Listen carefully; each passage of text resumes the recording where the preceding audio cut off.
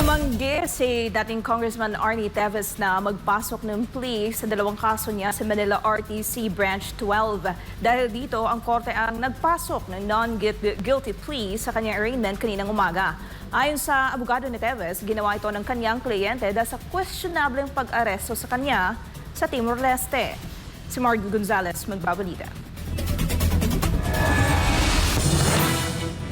Bago mag-alas 7 kaninang umaga, dumating sa Manila RTC Branch 12 si dating Congressman Arnie Teves Jr. para sa kanyang arraignment o pagpapasa ng sakdal ngayong araw. Mahigpit ang naging seguridad ng National Bureau of Investigation o NBI sa pagdadala kay Teves sa korte. Nakasuot siya ng bulletproof vest at ballistic helmet. Ang mga miyembro ng media pinayagang makapasok mismo sa korte pero bawal kumuha ng mga larawan, mga video o i-record ang proceedings. Sa arraignment, binasahan siya ng sakdal para sa kasong illegal possession of explosives at illegal possession of firearms. Naharap si Teves sa mga nasabing kaso matapos ang isinagawang raid ng mga otoridad sa kanyang bahay sa Bayawan, Negros Oriental. Ang Manila RTC Branch 12 ang nagpasok ng not guilty plea sa arraignment ni Teves. Ito'y matapos piliin ni Teves na huwag magsalita o magpasok ng plea sa mga ibinasang sakdal sa kanya ng korte. Iginait nito ang kanyang karapatan to remain silent. Pagkatapos ng arraignment, sinundan ito ng pre-trial at pagmamarka ng mga ebidensya ng prosecution at depensa. Pinagbigyan ng korte ang motion na makonsolidate ang mga nasabing kaso sa arraignment. Meron na ring schedule ng mga susunod na trial simula July 29, 2025 hanggang sa taong 2027. Pagkatapos ng arraignment, ibinalik si Teves sa NBI Detention Facility sa Bucor, Muntinlupa City. Hindi muna susunod ng NBI ang commitment order ng korte na ilipat siya sa Manila City Jail kaya sa motion na makonsolidate ang kanyang mga kaso. Nahaharap si Teves sa 10 counts ng murder, 13 counts ng frustrated murder at 4 counts ng attempted murder sa Manila Regional Trial Court Branch 51 para sa Digamo murder case.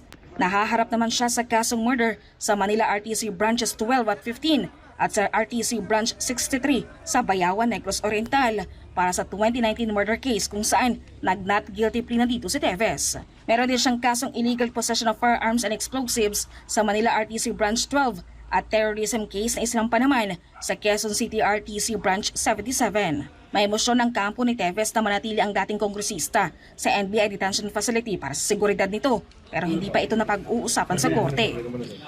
Dito muna tayo ha. Wait lang. Walang nagpa-interview ng mga abogado nito sa korte kanina. Kung gaano kahigpit ang seguridad ni Teves sa pagpasok sa Manila RTC, gayon din ang sa paglabas. Sa isang Zoom interview, nagpaliwanag ang kanyang legal counsel na sa Attorney Ferdinand Topacio kung bakit tumanggi si Teves na magpasok ng plea. Ayon kay Topacio, may legal complications sa pagkakahuli kay Teves sa Timor-Leste. At dahil nga po hindi sinunod ng gobyerno ng Timor-Leste yung writ of habeas corpus na inisyuhan ng Tribunal de Recursos ay iimbestigahan po ng Parliament of Timor-Leste kung bakit po tinurn over sa Philippine government si Ginoong Teves notwithstanding the existence of a final and executory court judgment on the request of the Philippine government for extradition and denying the same at yung pag-issue nga po ng writ of habeas corpus. Ayon pa sa abogado, hindi pwedeng pagsamahin ang lahat ng kaso ni Teves dahil iba-ibang insidente o pangyayari ang binabanggit. Tulad ng terrorism financing na kanyang kinakaharap din po.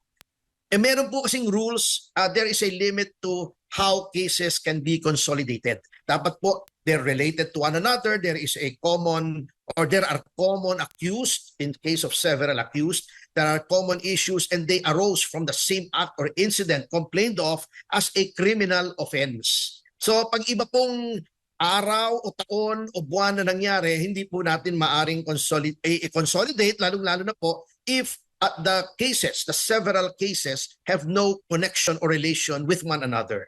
Nilinaw naman ng kampo ni Teves na susunod sila sakaling iutos ng korte ang physical presence ni Teves sa susunod na mga paglilitis.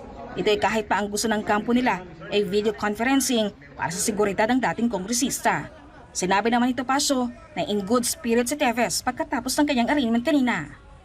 Nakita niya yung ibang abogado niya, he was briefed, he got a feel of the courtroom and he's confident that in the end he will be exonerated. Yun po yung justice na sinasabi namin. Hindi yung sinasabi ng iba na now he's here, justice will be done. Hindi po justice yung ikukulong nyo yung isang tao na presumed innocent.